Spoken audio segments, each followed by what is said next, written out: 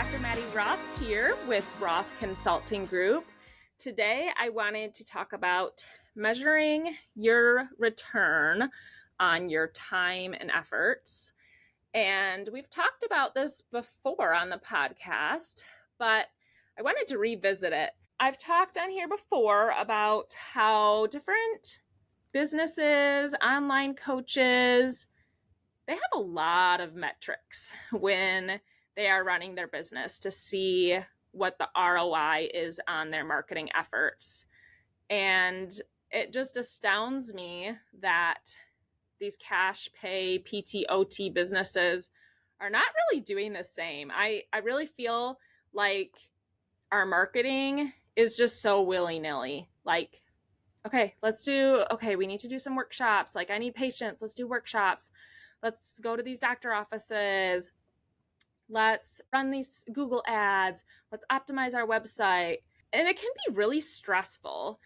It's like, okay, spend all that time on that workshop. Was it worth it? I don't really know. So I think it's important to measure and have a monetary value to our return on investment for different marketing efforts. And it can make it feel a lot less stressful. It can take the emotion out of the whole situation and really guide you and give you direction on how you should market your pelvic health practice.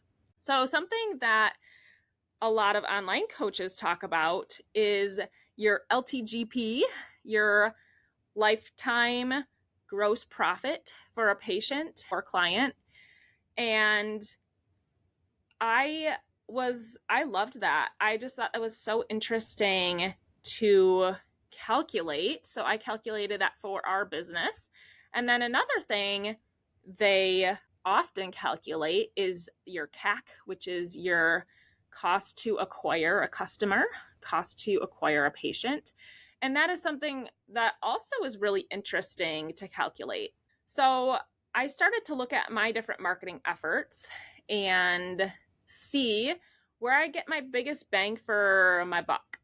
It can be great to be diverse, but it's also good to know what's working. Let's hit that really hard. So let's talk about cost to acquire a customer. When we run our Facebook ads, we get leads, but not everyone books. But when we run our calculations, our cost per customer, so someone that actually comes in for an evaluation, it costs us $30 to $50 typically to get one of these leads in, which is great. And some of you might think like, oh my gosh, I don't want to spend $30 for a customer. Like, that seems like way too much. And really, wow, it is astounding what us as cash practice pelvic health business owners can do. To be able to get a customer for $30 is pretty insane. I'm comparing to some online coaches. Their standard when you run Facebook ads is spending $500 to acquire a customer and spending $100 for a phone call. But even still, if you think about it and you go back to the lifetime gross profit or the value of a customer, say each customer is worth $2,000 to you, $30 is nothing. Even these online coaches that say a 3x ROI is great, so they're fine with spending $500 to acquire a $2,000 paying customer, and that's actually considered really good.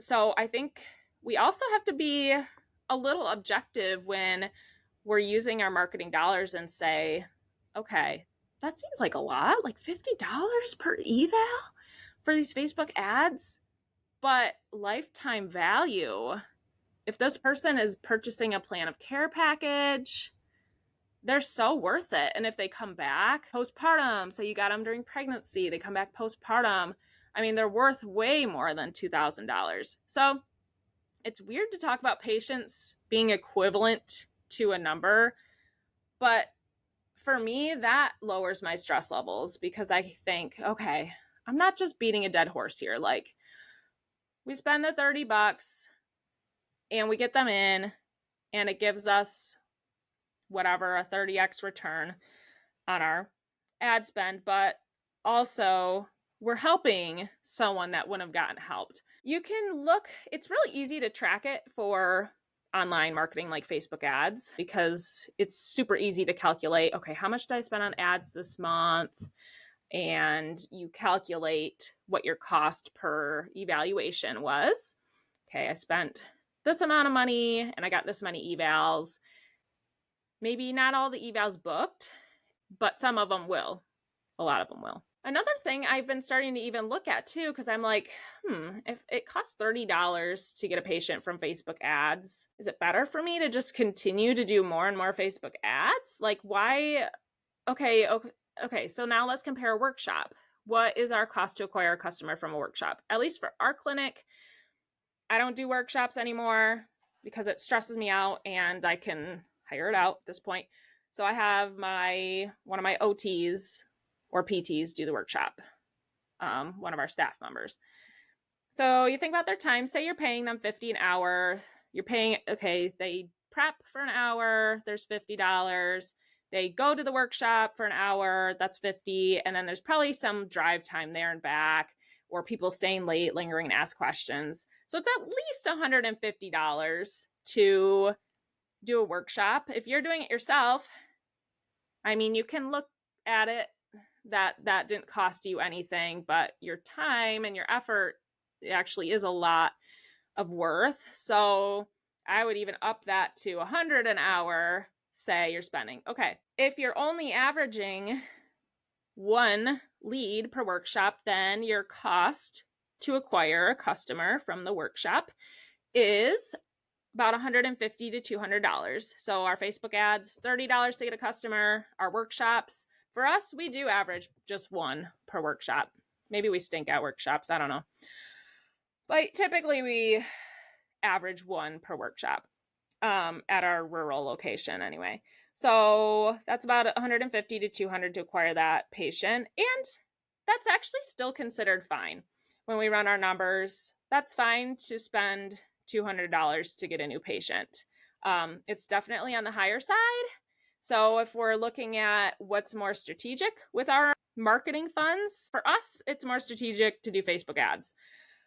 But overall, we like to have a mixture and get out in the community. And sometimes it's hard to measure the full ROI, even on Facebook ads. Like someone might see it now and just be like, oh my gosh, like, yeah, I see them everywhere. Like that's a clinic to go to. And then down the road, they might call you, not even from clicking your ad.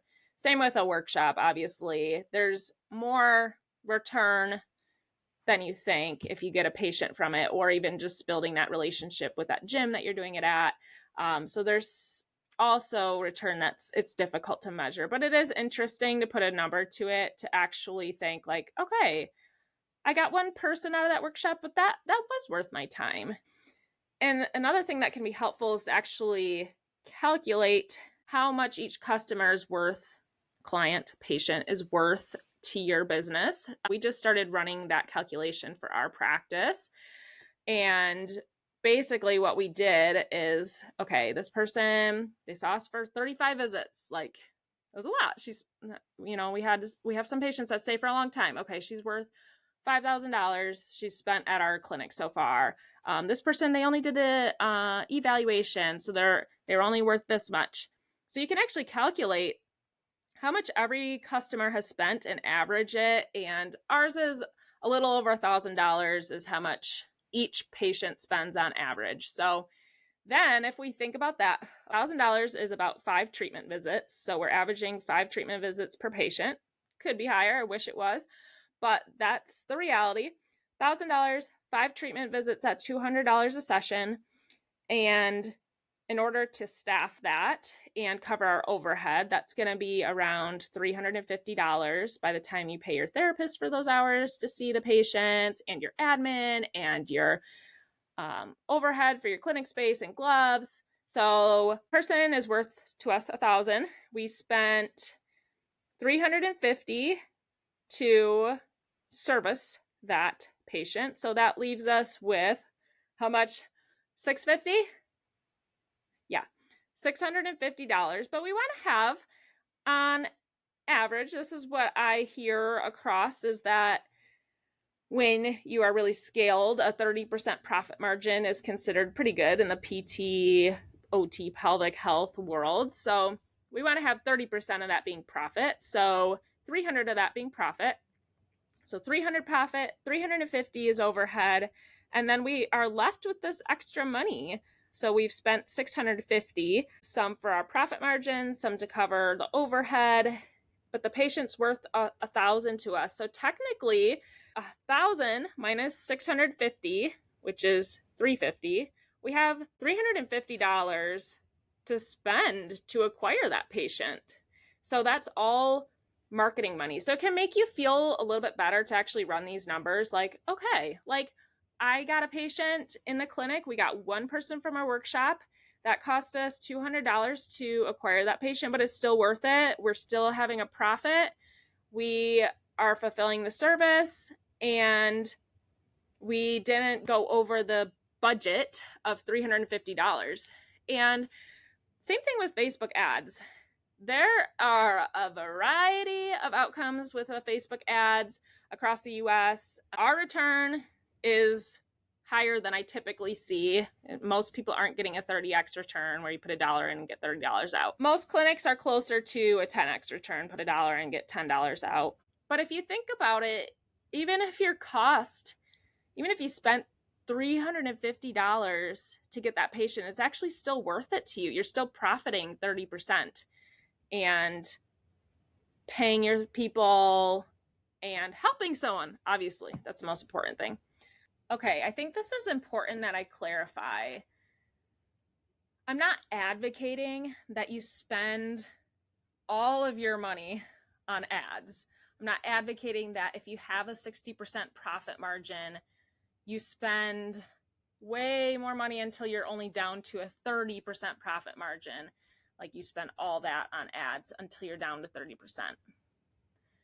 What I'm saying is you should do a cost benefit analysis and see if you spend another 10% on ads and you drop your profit margin down to 50%, how much more gross revenue are you going to have? If you're going to double your gross revenue by putting 10% more into ads, then that is a worthwhile change.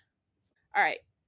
Last category of marketing is doctor marketing. And this is where you can really see the cost to acquire a customer can get really, really low.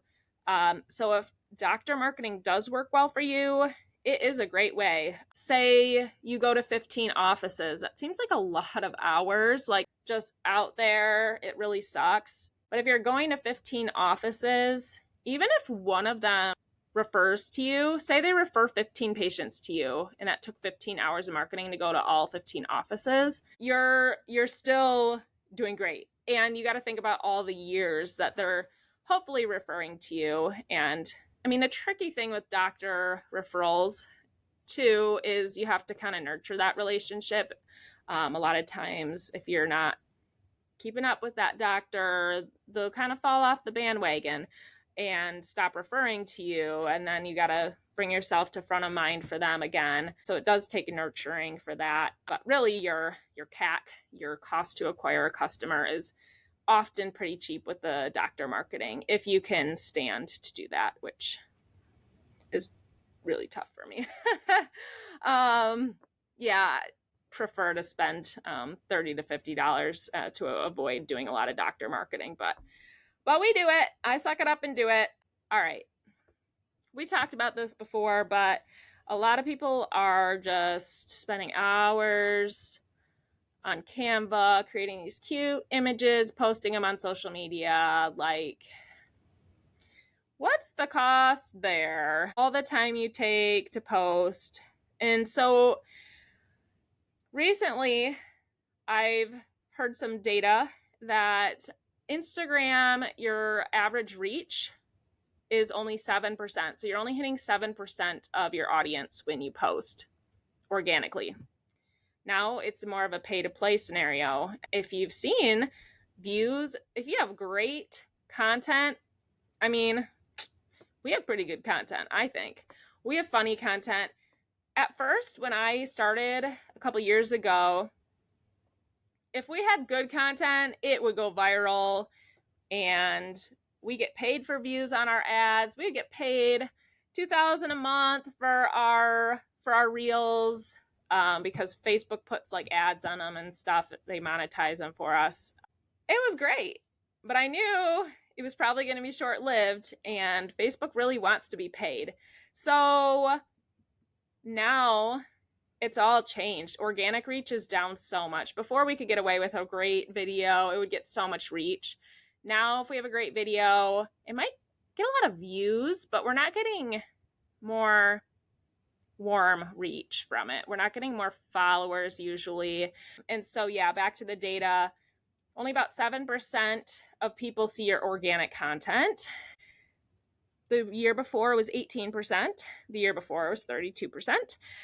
That's another thing we want to look at with spending our time. Say our time is equivalent to a dollar amount, and you can figure out what that dollar amount is. Is that really worth spending a lot of time posting? So right now, our clinic, we are posting more every other day. You want to be posting not necessarily to get patients, but posting to nurture potential patients. So a lot of times our Facebook ad, it doesn't just work alone. If we had no content, they click our ad and they're like, who is this Inspire? Like, let me look at their profile. And if we didn't have anything posted in 5 years, they'd be like, oh, geez, I think they're probably like out of business. Like, why did this ad come on my page?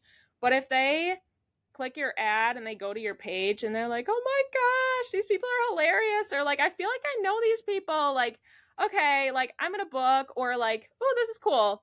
They click out of your ad, they look at your account, and then they're kind of onto other things. But then the next time your ad comes up, they're like, oh, okay, I'm doing this. Like, this is gonna be cool. So we're using content now more to nurture potential clients that come in from our paid advertising efforts. So having content is important, but we also need to look at, like, just posting 3 times a day. Are we having more of an ROI from that? Probably not as a brick and mortar business.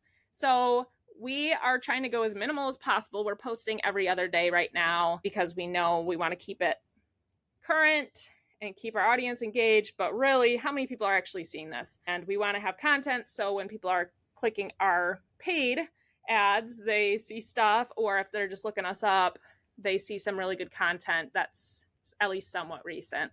Last point, I really want to encourage pelvic health practice owners to take it upon themselves to learn the technology, learn social media. And I mean, when I started, I didn't know how to make a reel. Like, I didn't even have Instagram. My OT, she's younger. I'm 29. She's like 25. She's like, Maddie, we need TikTok. I'm like, oh gosh, I don't even know how to use TikTok, but we got a TikTok because I think it's really important to stay up with where are the people these days? What are they doing? And it can be really intimidating, but you have to just try. You can find out a lot on Google and trial and error and see what other people are doing. If you're posting reels and they're not getting views, like, look at someone that is getting views. How long are their reels on average? And what topics are they hitting? If you're standing in front of a computer recording 5-minute video about how you should go to a cash pay clinic instead of insurance-based clinic, like, that's probably not going to get a lot of views. So just take note. What are other people doing that's working? And don't be afraid to use technology, even if you feel like you're old or you can't do it, or we just have to stay up with the times and we have to learn it because that's how marketing is these days. I really feel like, unfortunately, a lot of older business owners are getting taken advantage of because they feel so uncomfortable trying to use the technology, so they hire it out. And I think it's really dangerous to hire out your marketing to a marketing agency. It's a lot of wasted money, and you can find so much online right now. I mean, through different programs, we help people run Facebook ads but you can find a lot on YouTube. But it can be, you can get really suckered with these marketing agencies that aren't PT, OT specific, that are saying they're going to get you more patients through doing your social media. One of my friends is paying for someone to do social media for her. And we need to measure the ROI on that. If you're paying someone $2,000 to post like cute Canva images on your social media, and there's only 7.6% of your audience looking at it, like, that is not a good return. In this episode, I just wanted to chat more about how we can objectively look at our marketing efforts and at least do our best to attempt to calculate how much each effort is costing and compare that and look at it realistically too. We don't want to spend too much money to acquire a patient, but we have a pretty big budget at the same time. As pelvic health business owners, if you're charging around $200 a session and you're doing a good job, you probably have a couple $100 just to find one more patient. And that's a good way to scale. I was recently doing an ads course, and they were saying the goal for large scaled businesses isn't to get their cost per customer lower. My goal shouldn't be like, okay, like, all right, I want to try to get evals this month for only $25. It's more, can I push this ad out and really get those people that are initially going to click on it and book? Like, those are the hot ones. Those are the ones that are costing us $30. But if we really push it out more to that next layer of people that's a little on the fence, maybe for those people we're paying closer to $80. But if we're getting another large group of people to come in by spending more on our ad, getting more impressions, maybe the cost per customer starts to go up, maybe even to $100. Say it's $100 per customer. That's still okay. If you've run your numbers and you think, okay, I can spend $100 to get a customer, a patient, because I know I can spend up to $350. And if I'm going to spend more, I'm going to start to reach the people that are maybe like, all right, I'll do this thing. Like, I keep seeing their ad. Like, let's try this. It's not the surface level that are just, your $25 to $50 customers that are hot to trot. This is the, okay. So we're spending a little more on these people because we're pushing the ad out even more to them. They keep seeing it. What the heck? What is this? Okay, yeah, I'll try it. Then we can actually just hire more staff to take care of these patients. And we're still getting our awesome profit margin. We're getting that patient the help they need. And we're making more money, even though it feels like we're spending more. So that's another way to look at it too. Even for workshops, you can think about that. Like, okay, if it's $200 to do a workshop, so it's basically $200 to get a new patient from a workshop. If you guys are on the same level as we are, probably a lot of you guys are better. Some of you guys are really, really dynamic speakers, and thank you. Good work. If you're getting 2 patients, 3, 4 from a workshop, can you scale that? I think we should look at that. If you're getting 4 per workshop, are you gonna meet eventually the workshop demand in your area, or could you just run one every week? If you're getting 4 patients a week from workshops, that's 16 new evals. You could scale using workshops. Again, we don't want to just be willy-nilly. Yeah, it's $200 to do this workshop, but I'm getting 2 patients. Like, I'm going to pound and do more workshops because I like it, and I'm going to scale by doing this. And then when I hire staff, I'm going to teach them and have them do workshops because that works really well for us. For us, the Facebook ads are great, and that's the least work for me. Other people, the doctor marketing. And so that's a way to think about it, not get too freaked out. Like, okay, we're spending a lot of money like on marketing, but looking at the return like, holy cow, if we can keep getting more and more and more and more and more patients and staff it, then we're going to have a multi-million-dollar business pretty quickly. All right, I hope you found this interesting and liked all the talk about dollars and calculations. Hopefully my calculations were right on the spot.